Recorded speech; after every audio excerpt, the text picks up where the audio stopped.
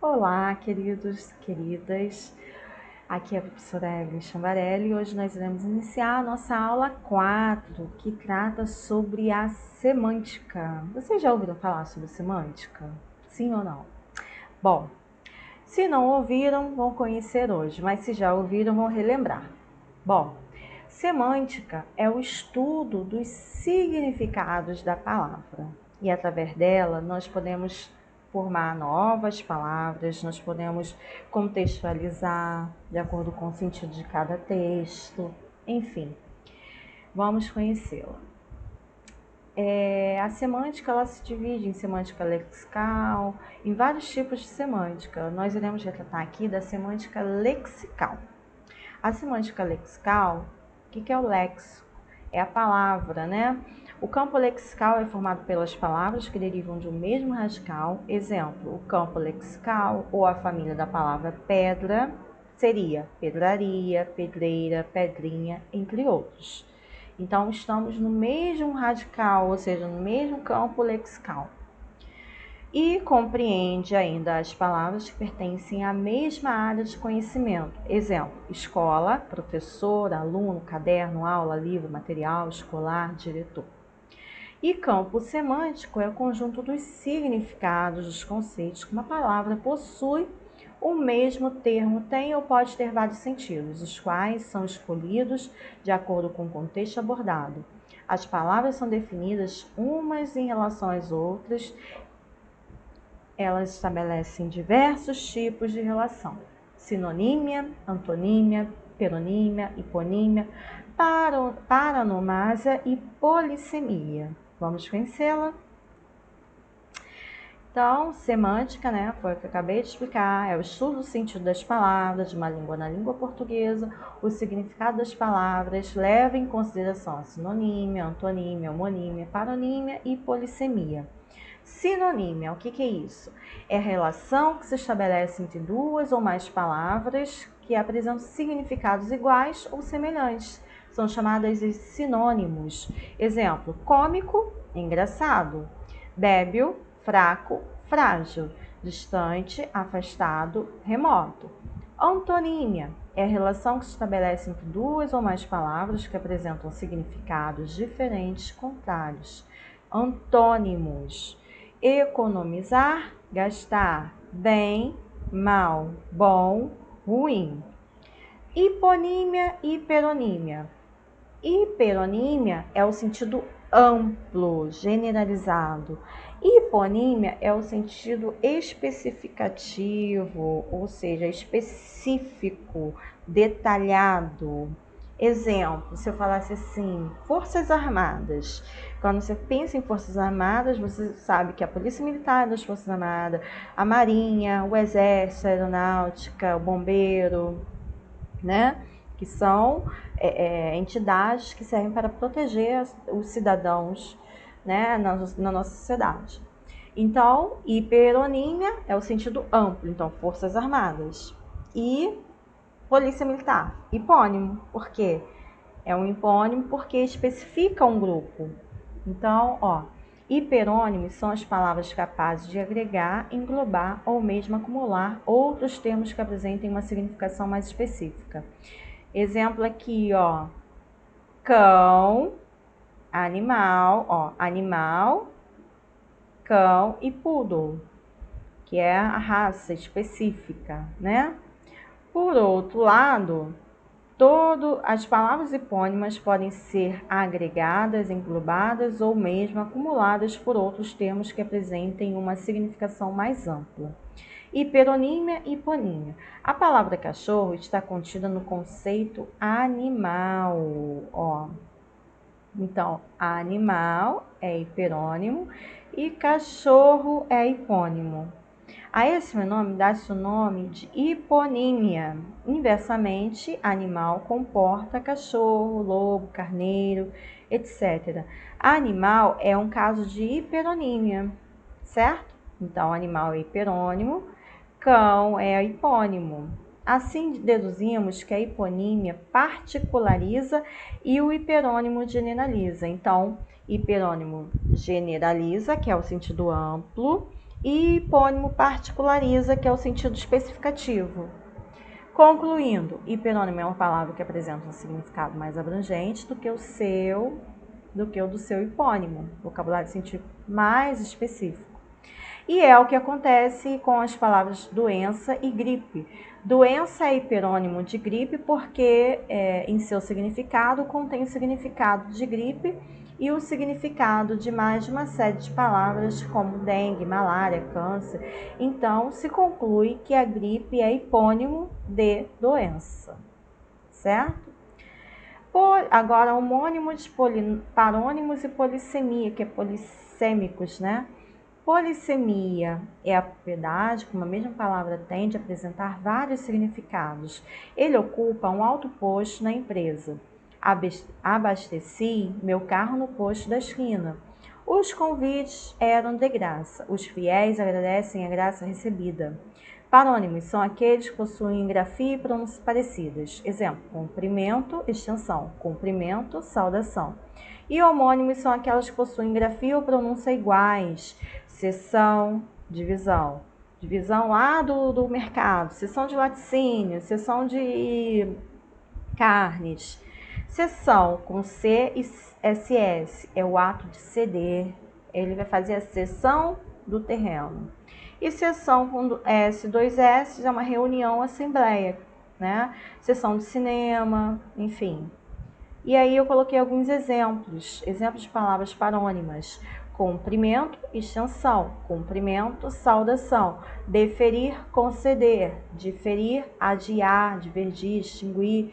Descrição, ato de descrever. Descrição, reserva em atos e atitude. Despercebidos, desatento, desapercebido, despreparado, desprevenido. Emergir, vir à tona. Imergir, mergulhar. Emigrante, quem sai voluntariamente de seu próprio país para se estabelecer em outro. Imigrante, quem entra em outro país a fim de se estabelecer. Flagrante, evidente. E fragrante, perfumado, aromado. Fluir, correr em abundância. E fruir, desfrutar, aproveitar. Inflação, desvalorização da moeda. Infração, violação da lei.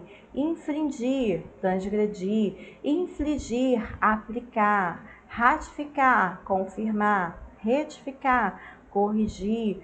Tráfego, trânsito de veículos em vias públicas. E tráfico, comércio desonesto ou ilícito. Vultoso, que faz vulto, volumoso ou de grande importância. É uma vultosa quantidade de dinheiro. E vultuoso é cometido de uma congestão na face, ou seja, levou um soco na face, ficou inchada. Isso que é vultuoso. E palavras parônimas, que são palavras semelhantes, porém com significados diferentes, né? Uma letrinha só muda todo o sentido. Aqui, acender com C, iluminar, por fogo. Ascender, subir, elevar. Acento com C é inflexão de voz ou sinal grave. Assento com 2S é o lugar para sentar-se. Apressar com cedilha é avaliar preço. Apressar com 2S, acelerar. Área, superfície. E área, melodia. Caçar com cedilha, perseguir a caça. Caçar com 2S, anular, inutilizar. Cegar, tornar cego. E cegar com S, ceifar, cortar para colher. Censo com C, recenseamento, contagem. Censo com S, juízo. Cela, quarto pequeno ou cubículo. Cela com S, arreio de animais. Cerrar, fechar. Cerrar com S, portar.